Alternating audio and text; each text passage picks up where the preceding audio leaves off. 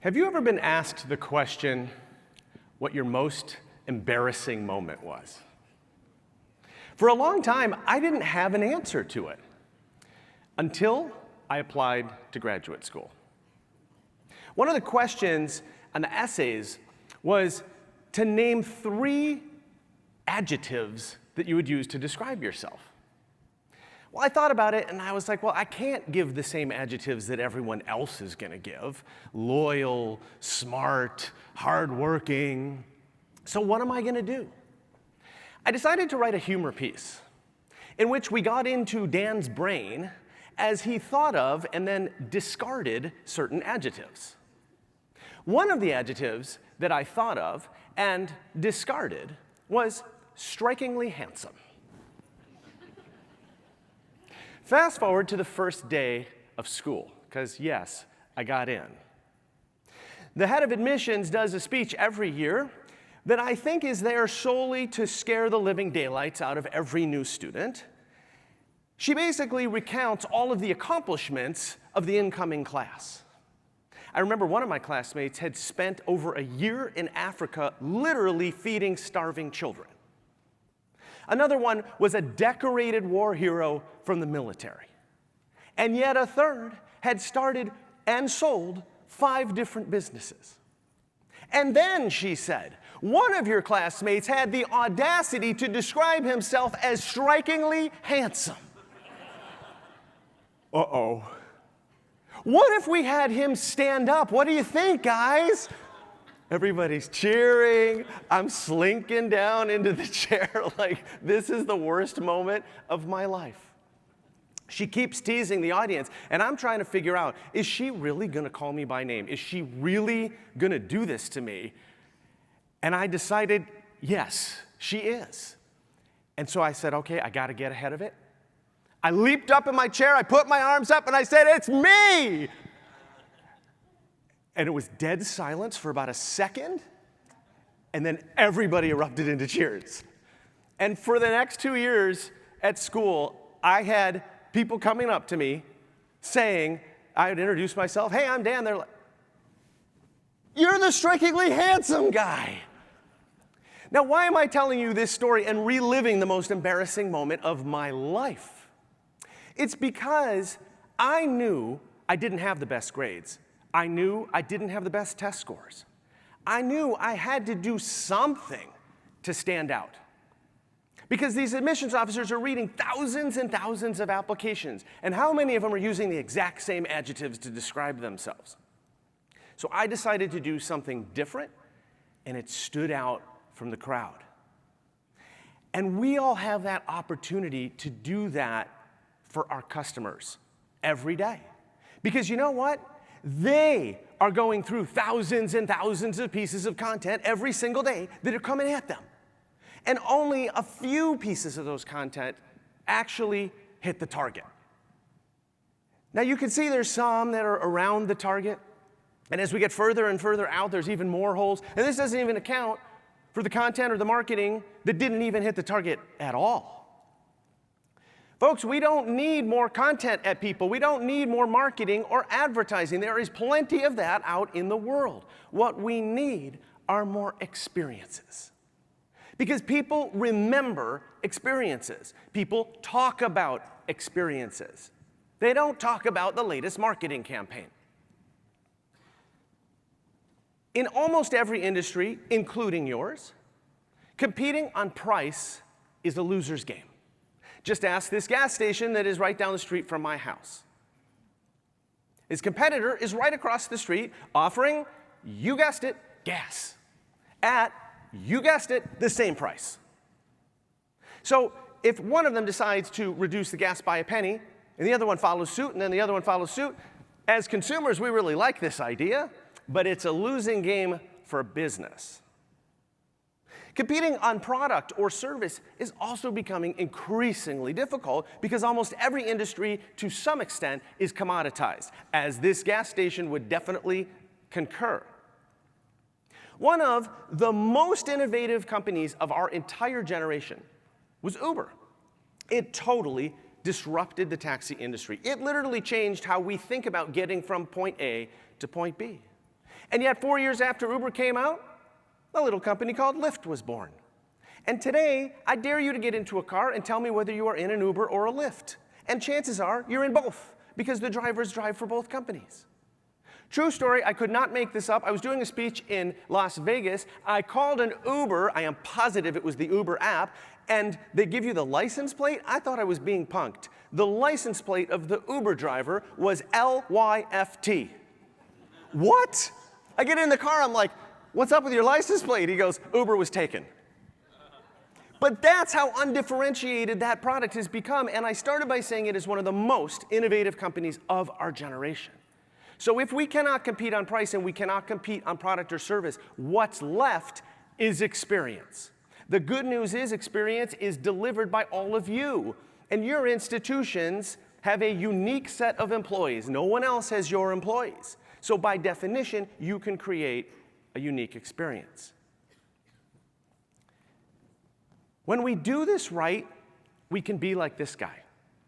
Our clients are our best salespeople. Isn't that what everybody wants? We don't have to spend as much money selling and marketing because our existing customers, our students, are telling other people about us and bringing more people in. That is the way to grow and sustain any business, to get other people talking about us. It was so nice in the introduction to get compliments about my book and about previous speeches. It's a whole lot better than me stepping up here and telling you how great my book and my speeches are. We want other people to talk about us, but we have to do that strategically. The first thing I want to teach you today is, what is it that people share? The good news is this is a very easy lesson. We only share two kinds of experiences: really good experiences and really bad experiences. Do you know what we don't share? We don't share what my millennial friends call meh, or what some of your students probably call mid. Let me tell you about the perfectly average restaurant I went to last night. Said nobody ever. We don't share average or ordinary or mid or meh experiences. We share great ones and terrible ones. So if you're going to be on one side of that equation, we don't have to talk about which one that should be.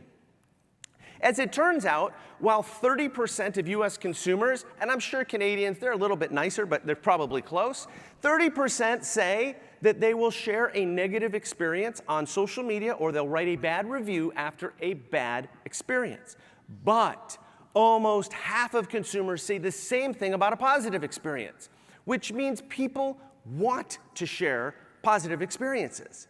Just look at your Instagram feed and you know what I mean. People want to share the best things that happen to them. They want to share the best versions of themselves. We can help them do that by creating the kinds of experiences that they want to share. So why don't we see more people talking positively about our schools or about other businesses? It's because of this very sad stat. 2/3 of consumers cannot remember the last time any brand exceeded their expectations. Any brand. Think of all the brands that you do business with on a daily basis. At least we know for Rebecca, Target is one of those brands, so she's in the 34%. We want to get more people there, and that is our opportunity. We can be that organization that people do remember for exceeding our expectations, and therefore that we want to talk about. Now, in order to do that, I'm going to introduce you to a proven framework that I call WISE, because I want you to leave here. I actually think that's really cool for the education industry. I didn't really think about that until just now. But I want you to leave WISE to the power of customer experience.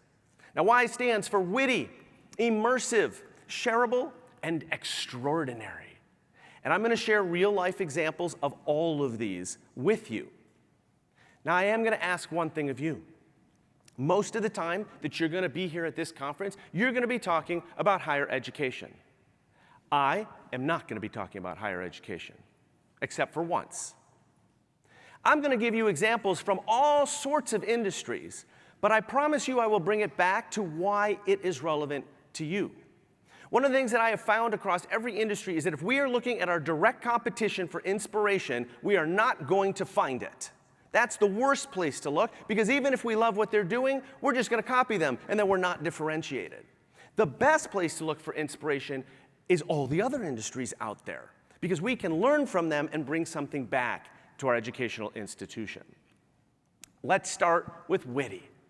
Now, witty is not about being humorous or hysterical. Humor can be dangerous, especially today. Something that one person finds funny, another person might find offensive. So I'm not asking you to be funny. Witty is about being clever. It's about using language to our advantage every time we communicate, and it is about refusing to be boring. When we think through our communication through the witty filter, we have more fun. We show a more human side of our organization, and it gets people to like us. Let me give you some examples. This is one of my favorite signs in the world. It's on the side of a building in downtown Manhattan. We are probably the lowest priced in the city. Don't you love this company already? We know that they have a sense of humor. We know that they're honest. It piques our interest. We want to learn more. All because they added one word and one word only to a sign. Probably. Changes the whole meaning of the sign. Now, I can't see all the way in the back, but I don't believe anybody fell off their chair laughing. It's not that funny, but it's cute. And I saw a lot of people who I can see their faces smile. Folks, if we can get our customers and our students to smile more often, we are on the right track. I don't know if any of you have visited the traveling Van Gogh exhibit that's going around the country. Even if you don't like art, I would argue it's almost more of a technology exhibit than an art exhibit. Now, you may know that Van Gogh is known for his sunflower paintings. I loved the exhibit, but what I loved even more were the signs around the exhibit. You see, they took the sunflower motif and they combined it with the spelling of Van Gogh's last name for signs like this: go this way. And this one, no go. And my favorite, gotta go. These could have just said, go here, do not enter, here's the bathroom, but they didn't. They had more fun. They were more engaging. And guess what? They got people to stop and take pictures.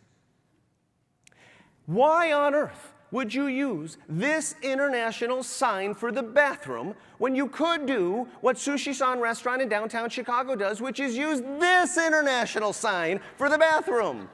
It's not like people don't get it.